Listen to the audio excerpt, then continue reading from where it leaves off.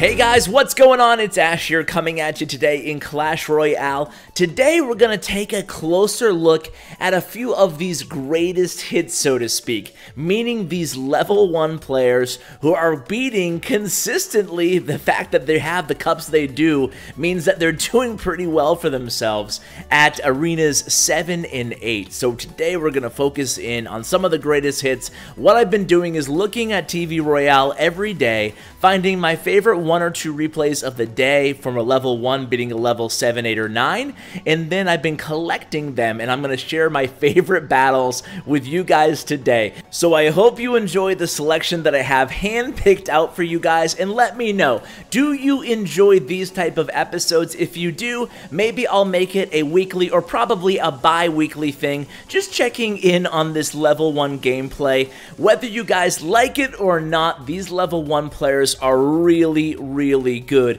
I mean, they only have 1400 HP on their towers, and that alone creates quite a deficit. Now, there is one card that you're going to see in almost every deck, if not every deck, and that is the Giant Skeleton. We're going to talk about why the Giant Skeleton is a part of all these decks and why he's so strong in this style of gameplay, if you want to call it that. So before we get into all that stuff, I do have a question of the day for you guys, so please comment below. I want to know. We're going to look at 2 types of replays today. The first type is going to be players who are level 1 with legendary cards beating level 9s in Arena 8 in Frozen Peak. The second type of players we're going to be looking at are players who are level 1 with no legendary cards, meaning level 1s, no legendaries at all, and they're beating level 7s and 8s in Arena 7. So what do you think is more impressive? Players who are level 1 beating level 9s with legendary cards, or players who are level 1 beating level 7s and 8s in one arena down, Arena 7, with no legendary cards? So before we start to analyze all these individual matches, let's talk about some of the cards that we're going to be seeing used in today's episode that will repeat in a bunch of these different decks by these level 1 studs. So as I said, one of the cards that we're going to be seeing in a lot of these decks is Giant Skeleton. Why? Why? Can you guys guess? You guys can guess, because he's so incredibly great defensively, and when you have a 1000 plus deficit on your tower as compared to your opponent who's normal level 7, 8, or 9 for these arenas, you're gonna need some strong defensive options. So the Giant Skeleton, we're gonna be relying him, or I should say these guys, Impossible in this case, is gonna be relying on him mainly defensively, although he did happen to get to a tower, and if they happen to get to your opponent's tower, I mean, by all means, that's amazing. So Giant Skeletons are absolutely great. They can kill a bunch of units at the same time. Even that level 1 Giant Skeleton can still take out a decent pack of swarm type units all coming down your lane. So it's a great defensive tool, the Giant Skeleton. We're also going to see a lot of skeleton armies, a lot of these fast, cheap defensive weapons, because you have to protect your tower here. In the skeleton army, despite the level being somewhat low, well, very low, it's level 1, Ash, come on, man. So being somewhat low, it's not -1, it's 1.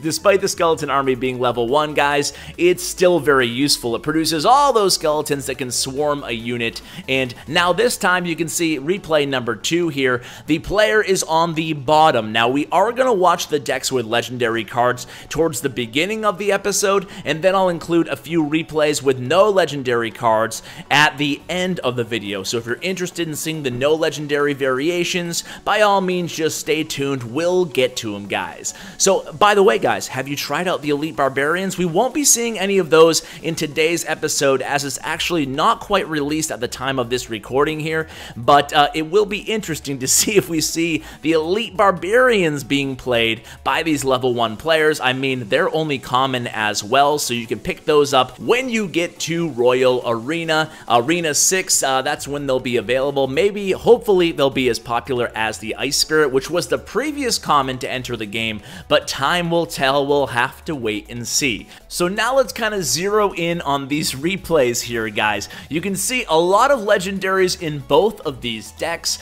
but of course the deck that we're going to want to pay attention to is the one at the bottom. That's our level 1 stud, and you can see he actually is coming from behind to win this game. So he's playing a Lava Hound deck with the Baby Dragon, Skeleton Army. He has Lightning and Fireball, a lot of direct damage options, and as you can see there, Ice Wizard for defense, Inferno Dragon for defense and offense, and look at that Skeleton Army totally eat away about half of those Giants' HP, allowing plenty of time for the Inferno Dragon to lock on. And speaking of locking on, if that Inferno Dragon is able to lock on to this King Tower right now, it's gonna be GG for our buddy, the level 1 Mac, and Mac did it. That's a miggity Mac. Did I date myself with that reference? Probably. I don't think there's that many 80s babies watching like I am. But anyway, let's move on. Google it, guys. Google it. So let's move on to the next replay here. Now we have Issue. So we had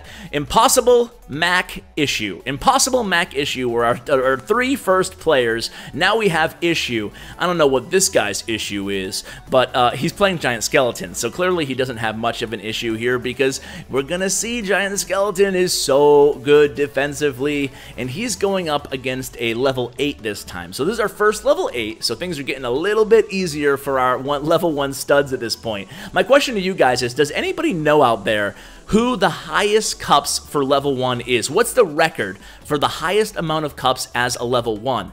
Now, I'm not sure. I actually did some scouring of the interwebs before I started recording this episode because I thought that would be a fun fact to share with you guys, but believe it or not, there's no, at least that I could find, there's no easy answer for, you know, Clash of Clans has the Hall of Fame on their website, and it shows you who has each record within the game.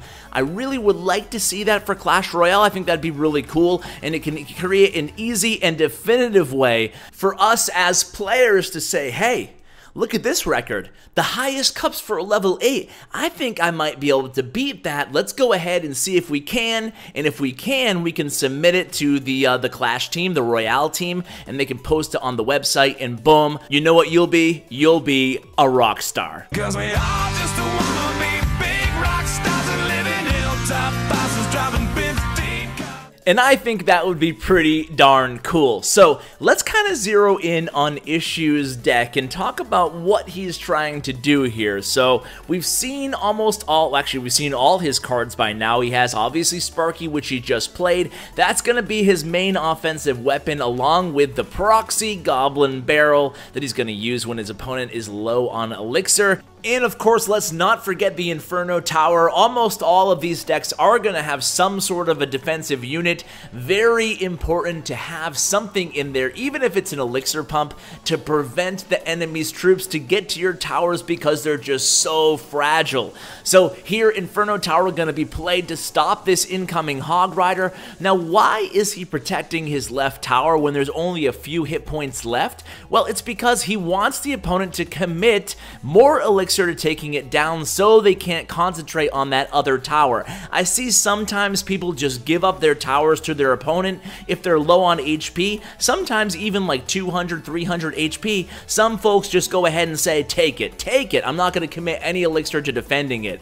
But sometimes that's not the right move. Sometimes protecting your tower, especially if you know your opponent doesn't have any cheap direct damage. So let's say you have 30 or 40 HP on your tower, and you know your opponent's only direct damage spell is, you know, Lightning and Fireball. Well, you want them to spend the 4 Elixir for the Fireball to take down your tower, which only has a few HP left. So Issue with a little BM there, but does take down poor Zero Clash. I can't imagine what it's like losing to a level 1. I mean, to be matched up to a level 1 to begin with, you must be like, wow, that's interesting. This guy's called level 1, by the way. Level 1 on the bottom here. That's that's the name of the player, and this player has a very interesting deck. He has the Rage spell in it, and he has the Tornado. Now, this is going to be either the second or third Tornado appearance in this video, and Tornado is actually pretty interesting if used in the correct way. Now, obviously, it's going to be used in these decks, mainly, again, to keep shrews from getting to your crown towers. That's very important here,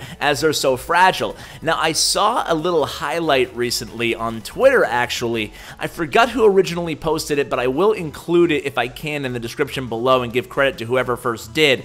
But it showed the Tornado card. It might have been OJ. It showed the Tornado card actually pulling a Hog Rider from the lane tower to the King Tower, thereby activating the King Tower. Now that is a really, really valuable Tornado spell. It will be interesting to see if people start using it a little bit more now that they start leveling it up. Obviously, these players aren't leveling it up because you can't level up any of your cards to remain a level 1. That's the whole point of the challenge, so to speak. So in this match here, you can see level 1 really relying on Sparky offensively, able to take down that left tower. Now, why? Why is he using Sparky? Sparky's not the strongest card in the game. In fact, it's one of the least popular cards in the entire game right now because there's so many good counters that people are actually playing, namely the Log, the Zap spell, and Lightning. There's 3 things that can reset Sparky, and the Mega Minion is everywhere. It will be interesting to see if Mega Minion gets a nerf soon because Mega Minion's in almost every single deck. Another very difficult hard counter to Sparky there, actually a great value counter to Sparky. So, with all those counters up there, why are these level 1 players playing Sparky? Well, it's really simple.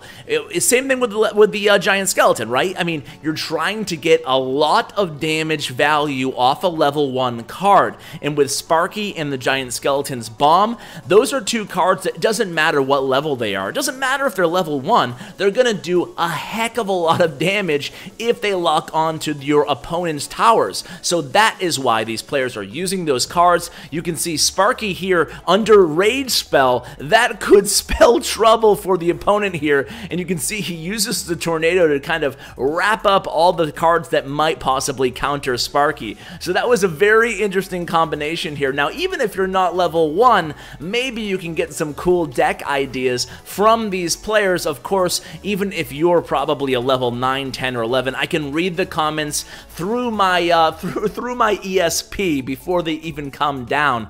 All the comments in this video are going to read, "These guys are level 1 and they have more legendary cards than I do, WTF," or "When a level 1 has more legendaries than I do." I'm sure that's going to be a lot of your comments. As I said, not all of these players will be using legendary cards. In fact, here we go. We've arrived at the point of the program, ladies and gentlemen, where you're not going to see legendary cards. And that is the question of the day, too, so keep that in mind. Is it more impressive? Are these replays more impressive? Because these level 1s, they don't have any legendary cards. Now, of course, you can't get as high in trophies if you don't have any legendaries, but I still think this is a really impressive feat. Me personally, I don't want to sway the results, but I almost think this is more impressive here, having no legendary cards, beating level 7s, and I believe 8 might be the next guy, rather than having a bunch of legendary cards and beating level 9s up in Arena 8. But you know what? It's up to you guys to comment and let me know what you think about that.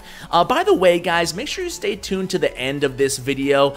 Towards the end, I do want to give some special YouTube shoutouts to some smaller channels that you guys may not have heard of before, but I can guarantee you guys you will not regret subscribing to some great, even better than me, which might not be saying much, but even better than me strategy content out there. So I'm going to provide that to you guys towards the end of this episode. I think I have 5 or 6 YouTube channels written down, so be sure to stick around for that. So this guy at the bottom, who I can't read his name because I do not speak whatever language that is going to go against another pretty interesting deck. He's actually going against a Witch Witch, Hog Rider, Wizard deck with a Rage spell. It's interesting to see these non-meta decks, which you actually see a little bit more of, you know, in these mid-level arenas, mid to upper level arenas, not so much in the top 100 or in Legendary Arena, but both of them, either way, do have interesting decks. I'm not sure what the guy at the top is trying to do here. Where is he trying to drop that Rage spell? Is he basically trying to swarm his opponent? He has Skarmy,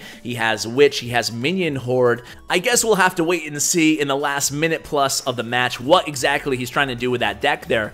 Now, right coming up here, that Goblin Barrel, kind of a bad Goblin Barrel there. He was anticipating to catch some of those skeletons that the Giant Skeleton Bomb missed. However, he still lost his tower there. So now, it's how is he going to make the comeback? Did I mention this guy has Expo? Probably should have mentioned that. Though Expo is indeed his win condition card. Now this is interesting here. At this point in the match, he has almost no HP on his left tower. Excuse the level 1 now we're speaking. Has almost no HP on his left tower. He has the Expo as his win condition. That's a very, very difficult comeback to make. But he's going to get that Giant Skeleton on that left tower. You cannot let the Giant Skeleton get on your tower, guys, by any means necessary. You have to pull him away here.